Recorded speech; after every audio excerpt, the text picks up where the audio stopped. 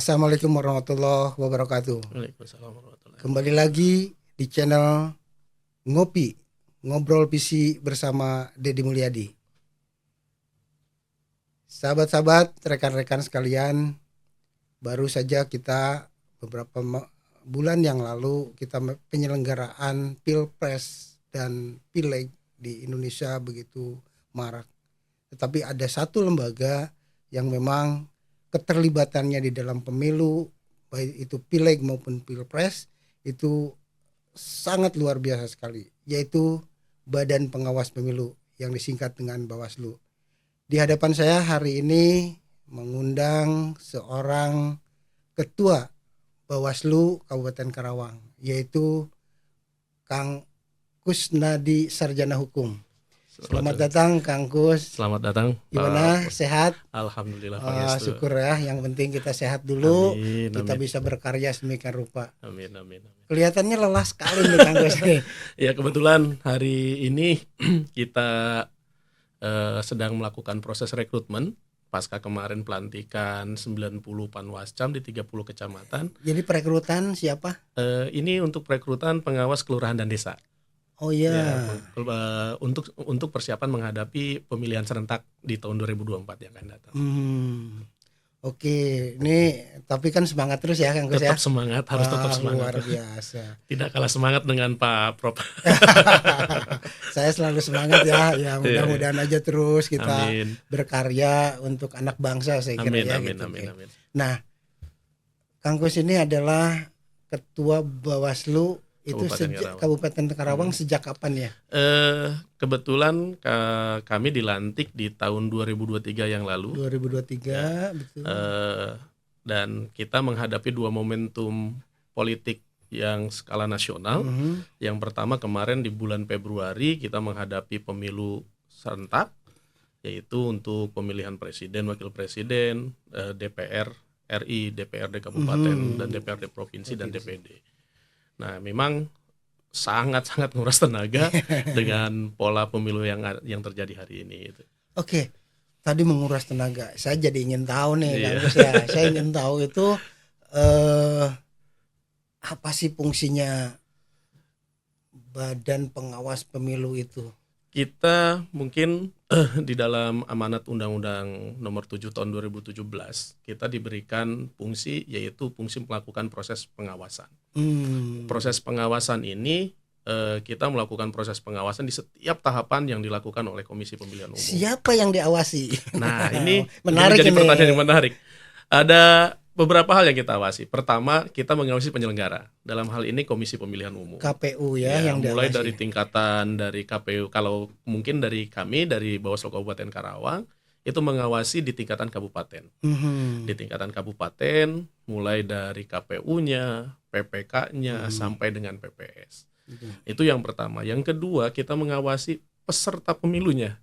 Peserta pemilu itu adalah partai politik. Partai politiknya. Oke. Di mana partai politik beberapa waktu yang lalu kita bisa lihat bukan hanya partai politiknya saja, tetapi memang yang didaftarkan ke KPU yaitu calon anggota legislatif. Nah, itu kan mulai dari tingkatan kabupaten, provinsi, RI sampai dengan calon anggota DPD. Betul. Dan tentu yang paling menguras itu ya kita melakukan proses pengawasan untuk presiden dan wakil presiden. Jadi diawasi itu tadi penyelenggara KPU, kemudian peserta yaitu partai politik dan calon anggota legislatif ya.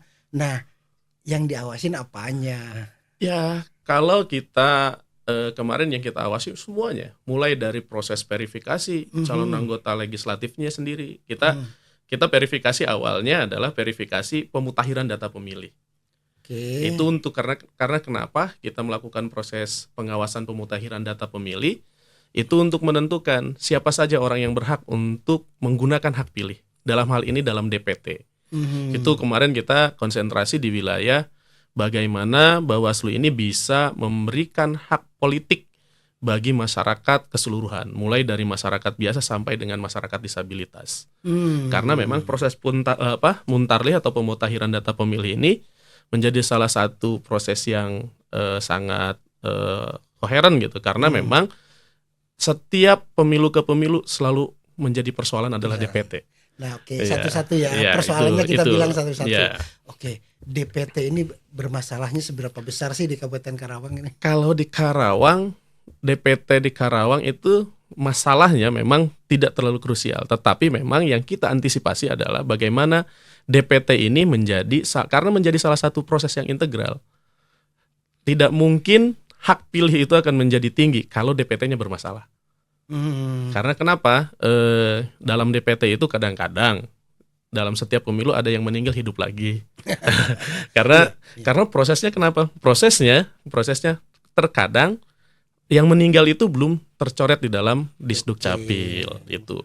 Makanya kemarin kita bekerja sama dengan KPU dan pemerintah daerah Kabupaten Karawang itu untuk bagaimana memutahiran data pemilih. Pemutahiran data ya. Tapi kan ada yang double nggak? Ada yang double gitu ya. Kalau kemarin itu sudah hampir selesai yang double-double. Iya. Justru yang bermasalah itu kemarin adalah pemilih pemula. Yang belum masuk atau yang belum masuk. Jadi pelajar di Kabupaten Karawang itu kemarin ada sekitar 17.000 pelajar yang terdata nanti akan bisa menggunakan hak pilihnya di tanggal 14 Februari. Nah, kemarin pemerintah daerah Kabupaten Karawang itu menggenjot secara maksimal, bahkan pemerintah daerah Kabupaten Karawang ini langsung turun ke sekolah-sekolah untuk melakukan proses perekaman. Karena kemarin itu ada sekian ribu pelajar yang sudah masuk usia 17 tahun pada tanggal 14 tapi belum punya KTP. Itu karena syarat untuk menggunakan hak pilih itu adalah menggunakan ektp. Itu yang menjadi persoalan, Pak. Jadi berarti tidak terlalu masalah ya. Iya, DPT. alhamdulillah. Nah, karena kenapa DPT ini akan berpengaruh untuk pilkada yang akan datang? Karena salah satu untuk penentuan DPT pilkada itu adalah DPT pemilu yang lalu. Oke. Nah, tadi DPT ya, clear ya. Ya, Oke. clear. Nah, setelah itu apa lagi yang diawasi? Nah, yang kita awasi setelah pengawasan pemutahiran data pemilih, yang kita awasi adalah verifikasi partai politik. Karena partai politik ini tidak bisa sekonyong-konyong menjadi peserta pemilu di Kabupaten Karawang apabila tidak memenuhi syarat tidak lolos verifikasi faktual sebagai yang dinyatakan KPU. Komisi. Nah, itu proses itu kita awasi. Dalam artian proses itu kita awasi untuk apa? Untuk menentukan terpenuhi tidak kuota atau batas minimal keanggotaan. Nah, gitu sehingga dengan proses kemarin proses pengawasan verifikasi keanggotaan partai politik itu di Karawang itu hanya ada satu partai yang tidak mengambil Karawang sebagai sampel, yaitu kalau nggak salah kita dari Partai Gelora. Kenapa alasannya? Nah, ini tidak, karena memang kewajib kepengurusan itu kan sekitar 70% kalau nggak salah di tingkatan kabupaten, dan Karawang tidak masuk.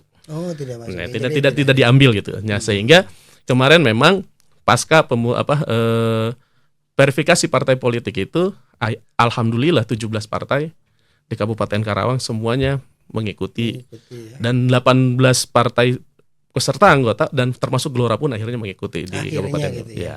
Karena di verifikasi di tingkatan nasional itu kuotanya itu terpenuhi. Cuma di Karawang, hanya di Karawang tidak mengambil gitu. Tapi berarti tidak ada calon dari Gelora ya pada saat itu.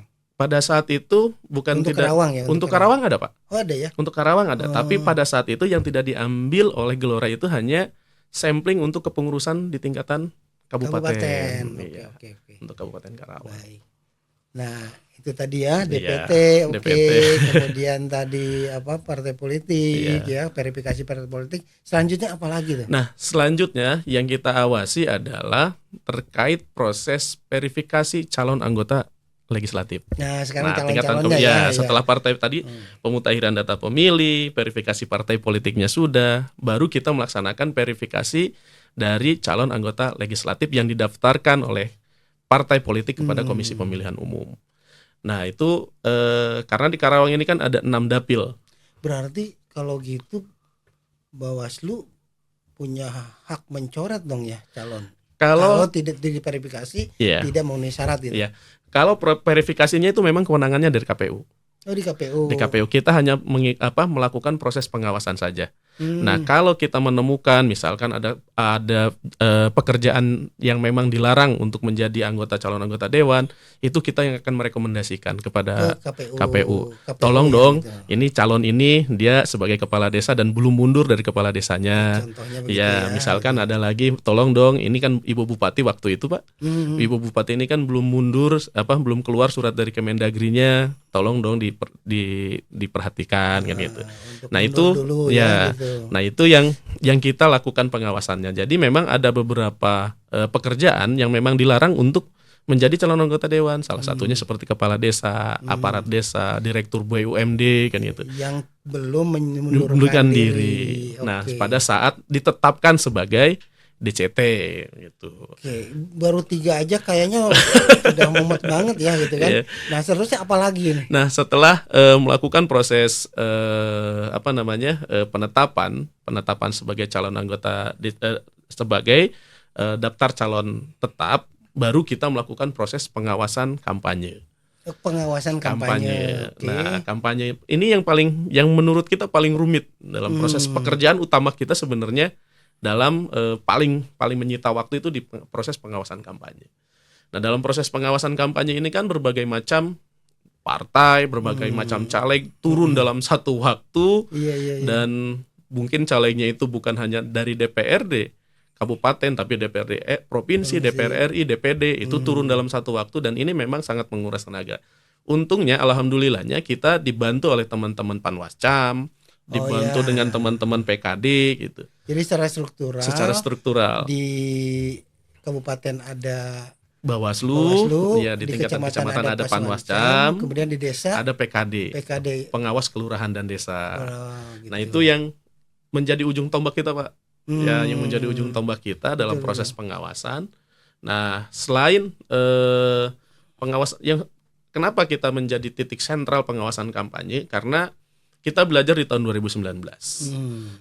Di tahun 2019, masyarakat Kabupaten Karawang sendiri hampir terpecah belah dengan adanya politik identitas, dengan hate speech, terus ujaran kebencian. Nah, itu yang kita tidak harapkan, karena kami dari Bawaslu Kabupaten Karawang mempunyai kesamaan dengan kawan-kawan komisioner yang lain. Pemilu ini hanya 5 tahun, tapi persaudaraan itu selamanya. Dan jangan mengganggu jangan sampai persaudaraan ini terpecah atau terganggu gara-gara pemilu yang sifatnya 5 tahun. Keren tuh hashtagnya ya. bagus sekali ya, Kang Gus. Ini itu ya, setelah itu ada lagi yang harus diawasi. Masih, Pak. Masih. Setelah masa kampanye, yang kita lakukan adalah proses pengawasan masa tenang. Gitu. Nah, karena di masa tenang ini kadang-kadang kita mengenal jargon-jargon yang namanya money politik atau serangan pajar. Nah, kalau kita pada masa tenang ini kita melakukan yang namanya patroli pengawasan. Patroli pengawasan. Nah, patroli pengawasan ini kita melibatkan teman-teman PKD untuk melakukan, dan PTPS, karena pada saat itu udah terbentuk PTPS, Pak. PTPS itu pengawas TPS. Nah, di setiap TPS PKD ada lagi TPS. Nah, karena TPS ini masa kerjanya hanya sebulan, hanya untuk mengawasi proses nanti pengawasan di masa tenang, terus mengawasi pada saat penggunaan hak pilih, pencoblosan, dan pengawasan pada saat rekapitulasi suara di tingkatan TPS. Ini teman-teman PTPS. Nah, kemarin kita melaksanakan untuk melakukan patroli pengawasan, kita melaksanakan apel siaga di lapangan Karangpawitan dengan melibatkan seluruh stakeholders yang kunci di Kabupaten Karawang untuk mencegah yang namanya money politik, Pak.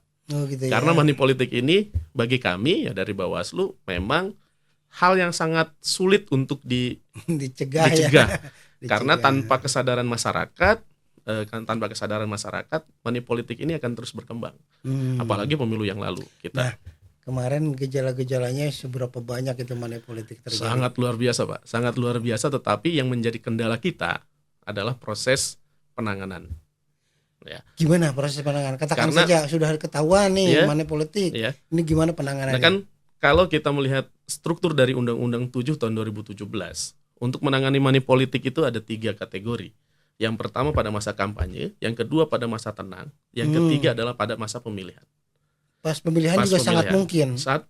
Sangat memungkinkan. Pada saat masa tenang atau pada saat kampanye itu unsurnya adalah tim kampanye atau pelaksana kampanye atau peserta kampanye. Nah, yang disebut dengan tim kampanye adalah mereka yang didaftarkan ke Komisi Pemilihan Umum dan terdaftar di dalam Komisi Pemilihan Umum. Tapi hampir mayoritas tim kampanye ini rata-rata dari caleg, calon anggota legislatif itu tidak ada yang mendaftarkan tim kampanye ke Komisi Pemilihan Umum. Tidak ada yang mendaftarkan. Hanya Alasannya partai kenapa? politik saja yang mendaftarkan. Oh, jadi perorangan itu boleh iya, mengajukan tim tim kampanye. Tapi mungkin oleh perorangan ini diserahkan aja ke partai politik. Nah, Udahlah partai politik sajalah. Saya gitu seperti itu. Makanya ketika turun ke lapangan, kadang-kadang orang yang membagikan uang itu bukan si calegnya, tapi orang lain. Nah, ketika kena tertangkap dan kita tanya, unsurnya tidak terpenuhi karena dia tidak terdaftar di dalam tim kampanye. Waduh, itu celah benar itu. Celah benar. Itu seriusan celah benar gitu. Waduh, itu di masa kampanye dan di masa tenang. Tapi kalau pada masa pemilihan, unsurnya itu setiap orang. Setiap orang, siapapun yang membagikan uang untuk mengajak seseorang untuk memilih calon tertentu dengan memberikan uang, nah itu sudah kategorinya masih money politik. Itu ada yang tertangkap tidak? Pada hari H tidak ada. Hari H tidak ada. Atau mungkin karena Panwaslu, Bawaslu kekurangan orang atau gimana? Nah, kita memang kalau secara manpower atau secara resource kita memang sangat kekurangan untuk mengawasi sekian banyak. Tetapi kita menginisiasinya dengan pengawasan partisipatif, Pak. Nah, pengawasan partisipatif ini adalah bagaimana kita mengajak masyarakat untuk sama-sama melakukan proses pengawasan. Kalau kami di Bawaslu disebutnya pengawasan sebaya. Masyarakat mengawasi masyarakat, pelajar mengawasi pelajar, mahasiswa mengawasi mahasiswa. Karena tidak menutup kemungkinan yang namanya money politik itu bukan hanya di masyarakat umum, tapi di kalangan di kampus pun gitu ya, di tingkatan pelajar pun. Karena kecenderungan kan mendingan sekarang daripada nggak sama sekali kan. Makanya yang kami harapkan bukan hanya proses pencegahan yang kami lakukan Bawaslu, tetapi proses penindakan pun dilakukan. Nah, yang paling penting kalau menurut kami dari Bawaslu Karawang adalah proses edukasi politik yang paling penting. Betul. Nah, tanpa masyarakat sadar terkait dengan apa yang akan atau siapa yang dia pilih, yang akan rugi adalah bukan Bawaslu atau bukan KPU, tapi yang akan rugi adalah masyarakat sendiri. Nah, dalam proses pengawasan tadi, seberapa banyak sih kalau sampai pada proses selanjutnya gitu? Kalau pada proses selanjutnya kita menangani kurang lebih sekitar 8 perkara, Pak. Hanya 8 perkara dari sekian banyak. Karena itu pun kadang-kadang terganjal karena tidak terpenuhi unsur tadi. Contoh, kita menangani pelanggaran yang di Cikampek. Yang di Cikampek itu karena yang membagikannya itu bukan calon anggota legislatifnya, nah akhirnya kita tidak bukan yang terdaftar itu menjadi celah juga kan, itu menjadi celah tidak terpenuhinya unsur. Nah, akhirnya ke-8-8-nya nggak ada yang ada sanksi. Ke-8-nya nggak ada sanksi. 3 kita menangani 3 yang kita keluarkan rekomendasi kepada Komisi Pemilihan Umum juga karena ini menyangkut kepada penyelenggara terkait dengan pergeseran hasil suara pada saat pleno di tingkatan kecamatan. Oh gitu. Ini dinamika pemilu yang lalu memang kita menangani di 3 kecamatan terkait dengan pergeseran suara. Oh gitu ya. Dari Kecamatan Pakis, Kecamatan Lemah Abang dan Kecamatan Cikampek. Ada sanksinya itu. Kita mengeluarkan rekomendasi ke KPU untuk diberhentikan secara tetap dan dinyatakan tidak layak sebagai penyelenggara. Berarti itu dari unsur penyelenggara. Iya, dari penyelenggara PPK tingkat kecamatan ya. Di tingkat kecamatan. Oke. Tapi udah oleh KPU sudah ditindaklanjuti dan yang 4 PPK, yang 4 PPK tersebut diberhentikan secara tetap dan dinyatakan tidak layak untuk menjadi penyelenggara. Nah, kalau sudah tidak layak menjadi penyelenggara, tingkatan TPS pun mereka tidak bisa. Oh gitu. Itu sanksi yang paling sangat sangat berat bagi penyelenggara pemilu. Baik.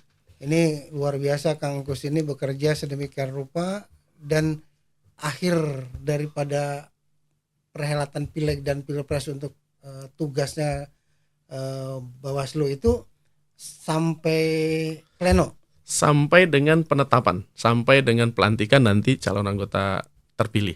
Nah kebetulan KPU Kabupaten Karawang baru akan menetapkan besok untuk calon anggota legislatif terpilih di tiap dapil. Karena memang kita ada sengketa di Mahkamah Konstitusi, yaitu salah satu partai atau salah satu caleg mengajukan sengketa. Jadi selama sengketa ini putusan sengketa belum keluar di Mahkamah Konstitusi, maka Belum bisa KPU tidak bisa ditetapkan. menetapkan. Oh, begitu Dan kemarin terakhir itu alhamdulillah sudah selesai, dan KPU Kabupaten Karawang akan menetapkan calon anggota legislatif terpilih itu besok, di Yang hari besok. mengajukan gugatan itu dari Dari caleg. Partai Golkar, dari caleg ya? Partai Golkar. Oke.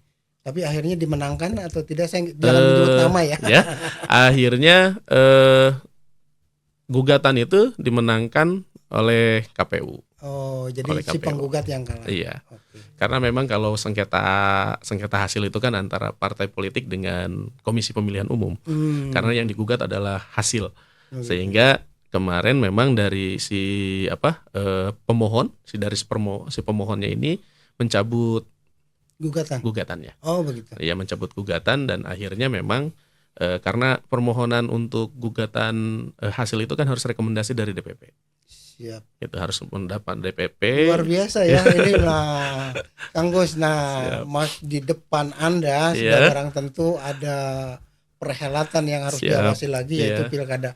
Sampai sejauh mana persiapannya sampai hari ini? Persiapan kita sampai hari ini, kita kebetulan kemarin baru selesai melakukan proses rekrutmen untuk Panwascam, karena Panwascam pemilu itu sudah dibubarkan, dan kita melakukan karena memang SK-nya hanya untuk pemilu. Oh gitu. Nah, sekarang kita melakukan proses rekrutmen Panwascam, dan bisa dipilih lagi yang kemarin. Nah, hari ini kita sedang melakukan proses rekrutmen pengawas kelurahan dan desa. Dan kebetulan sebelum tadi Bapak telepon gitu kan untuk isi podcast ini, kebetulan tadi lagi keliling di kecamatan untuk melakukan proses pengawasan bagaimana proses teman-teman Panwascam ini dalam proses melakukan wawancara untuk teman-teman PKD. Nah, persiapan kita memang sudah sangat siap. Sudah sangat siap dalam proses melakukan pengawasan persiapan untuk pemilihan serentak di tahun 2024 ini. Di bulan November ya? Di bulan November, persis tanggal 27 November nanti. Nah, kita saat ini sudah mulai melakukan proses pengawasan juga untuk kemarin kita melakukan proses pengawasan untuk calon independen. Alhamdulillah di Kabupaten Karawang tidak ada calon independen, dan kita mungkin hari ini sudah mulai melakukan proses pengawasan tahapan-tahapan. Sudah ada tahapan apa itu pendaftaran calon sudah belum? Belum, hanya baru kemarin pendaftaran calon anggota untuk independen saja. Nah, untuk saat ini yang akan kita lakukan adalah proses pengawasan, menghadapi proses pengawasan Pantarlih lagi, pemutahiran data pemilih. Karena setiap pemilu atau setiap perhelatan pasti proses pemutahiran data pemilih itu akan dilaksanakan. Sekarang gambaran Kang Gus nih, aktivis ya kan, kemudian sekarang jadi Bawaslu. Nah, kira-kira kan bisa ada gambaran. Kira-kira akan ada berapa calon di Karawang untuk Bupati Karawang ini? Kalau dari sisi obrolan di teman-teman kalangan aktivis gitu, kalau yang sudah muncul itu kemarin-kemarin 3 pasang. Tapi kita nggak tahu karena kalau kita dari Bawaslu selalu berpatokan siapa yang akan mendaftar ke KPU itu yang akan dipastikan kan gitu. Tapi fenomena di masyarakat kan sudah berbagai macam gitu. Tetapi yang harapan kami dari Bawaslu Kabupaten Karawang ya dalam menyiapkan pemimpin itu memang tidak instan. Oke. Kalau hitung-hitungan kursi, hitung-hitungan suara, maksimal bisa berapa calon ya? Berapa pasangan calon kira-kira? Kalau hitung-hitungan kursi bisa 3. 3 ya? Bisa 3. Maksimal 3. Tidak bisa 4. Tidak bisa 4. Kecuali ada independen ya gitu. Kecuali ada independen. Oke. Dan kalau yang udah muncul kan hampir 3 pasang gitu. Hampir 3 pasang. Hampir 3 pasang. Oke. Ya kalau saya kan berpikirnya yang penting semua bisa berjalan dengan baik ya kan gitu ya. Saya tidak melihat dari sisi yang lain-lain. Tapi saya berharap Kabupaten Karawang menjadi kabupaten yang memang aman, amanah, semua Amin. pimpinan yang diperolehnya nanti adalah pimpinan-pimpinan yang amanah lah ya. Amin, amin. Kira-kira seperti itu. Ya harapan kami pun sama Bawaslu Iya. ya. Semoga mudah-mudahan ke depan itu kita mampu menghasilkan dari proses pilkada ini atau proses pemilihan serentak, kalau bahasa kami dari penyelenggara tidak ada pilkada Pak. Proses pemilihan serentak bupati dan wakil bupati, gubernur dan wakil gubernur ini bisa menciptakan pemimpin yang mampu mensejahterakan Kabupaten Karawang. Itu yang paling penting. Ya gitu ya. Nah mudah-mudahan itu terjadi. Amin, Insya amin, Allah, amin. ya. Nah karena tadi tugasnya begitu berat, kita akan menghasilkan pemilu yang bersih, kemudian menghasilkan pemimpin yang amanah. Nah ini kan obrolan kita ini sebagai edukasi bagi masyarakat kan. Tahapan seperti apa, pengawasan seperti apa dan sebagainya. Ya saya harapan nanti bisa duduk bareng juga dengan ketua KPU nih. Amin, saya ya. amin. Nanti tolong Siap. direkomendasikan. Maksud saya, tujuan saya adalah untuk edukasi buat masyarakat. Siap. Nah oleh karena itu terakhir Kang Kus, apa sih pesan-pesannya Kang Kus untuk supaya pemilunya bersih dan sebagainya sehingga kita mendapatkan pimpinan yang amanah untuk Kabupaten Karawang. Silakan. Pesan kami dari Bawaslu hanya 2. Yang pertama, dalam dunia politik atau dalam politik bukan hanya mementingkan kepentingan pribadi atau golongan. Tetapi yang paling penting bagi kami, harapan kami dari Bawaslu bukan hanya mengajak masyarakat untuk memilih, tapi memberikan edukasi politik. Itu yang paling penting bagi masyarakat. Karena memang itu menjadi salah satu tugas dari partai politik. Dan tugas dari para calon anggota legislatif, bahkan mungkin tugas dari para calon pemimpin di Kabupaten Karawang. Hal yang paling penting adalah memberikan pendidikan politik bagi masyarakat. Baik, luar biasa yang pertama. Ini saya mendapatkan pencerahan nih dari Kang Kus nih, seorang aktivis yang kemudian jadi penyelenggara, jadi pengawas pemilu di Kabupaten Karawang. Saya bangga sekali ada anak-anak muda yang memang memiliki integritas yang tinggi untuk tercapainya perhelatan politik yang sangat kita nantikan hasilnya yang terbaik bagi Karawang, bagi Jawa Barat, dan bagi Indonesia. Sudah barang tentu harapan kita adalah bagi kualitas sumber daya manusia ke depan. Amin. Terima kasih saudara-saudara, dan atas segala apa yang kita lakukan hari ini semoga bermanfaat bagi banyak orang. Dan salam kolaborasi. Assalamualaikum warahmatullahi wabarakatuh. Waalaikumsalam warahmatullahi wabarakatuh. Hatur nuhun Kang Kus.